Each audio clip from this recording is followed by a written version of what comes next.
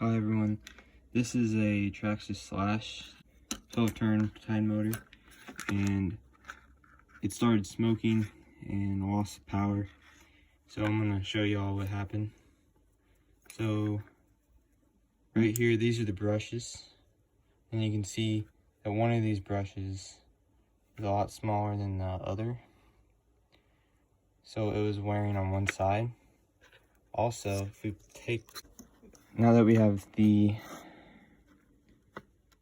stator out, you can, and this is where the brushes rub, and that's not real clean, but it's all right. But as you can see right here on the core, we got some flat spots, and that's from it rubbing on the magnets on the inside, the permanent magnets.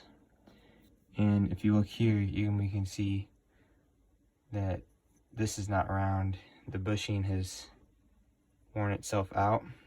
All these shavings are from me drilling this gear out. The set screw was stripped, so I had to drill it out. But basically, once this bushing